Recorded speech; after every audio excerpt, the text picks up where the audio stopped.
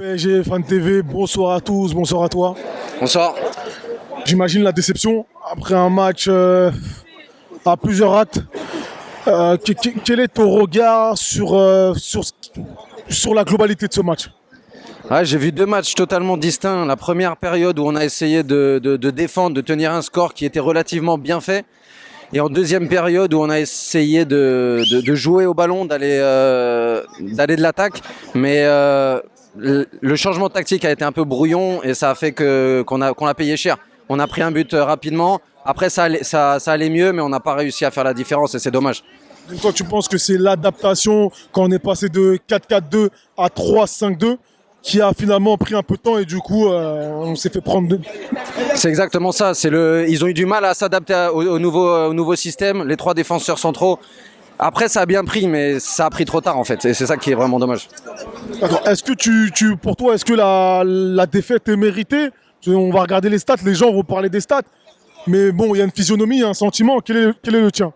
Non, dans l'ensemble, je pense que c'est mérité, mais l'espoir est encore là. On a perdu qu'1-0. Le prochain match, on vient avec plus de force et il y a moyen de faire quelque chose. On va pas baisser les bras. On a quand même montré de belles choses, surtout en fin de deuxième période. Donc c'est là-dessus qu'il faut travailler, aller chercher la qualif. Malgré la défaite, est-ce que tu as vu un meilleur Paris Saint-Germain? Est-ce que c'est difficile d'être positif après une défaite? Je l'accorde. Mais est-ce que tu vois du mieux? Parce que vraiment, là, on était ça fait 3 défaites d'affilée. Là. Oh non, dans l'attitude, j'ai vu du mieux. Et c'est ce qu'on leur demande. On leur demandait de se bouger, de montrer qu'ils avaient envie. Ils l'ont fait, sauf que moi, je crois pas on appuie sur un bouton et ça fonctionne. Donc là, ils ont appuyé sur un bouton et ça n'a pas fonctionné. Mais il faut travailler sur cette motivation-là, sur la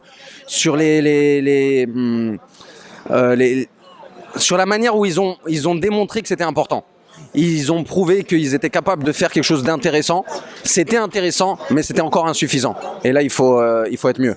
Il faut être beaucoup mieux. D'accord. Si tu dois citer un ou deux Parisiens pour toi qui sont ressortis, tu peux citer le coach, si tu veux. Ah non, le coach, non, j'ai pas envie de parler de lui, sinon ça va pas être bon. Non, les deux joueurs que je vais ressortir en numéro 1, c'est Danilo Pereira qui fait un match de patron. Et je vais aussi mettre Donnarumma, même s'il a fait une erreur de main sur le but.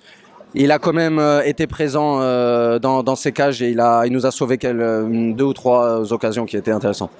Merci à toi. Merci à vous.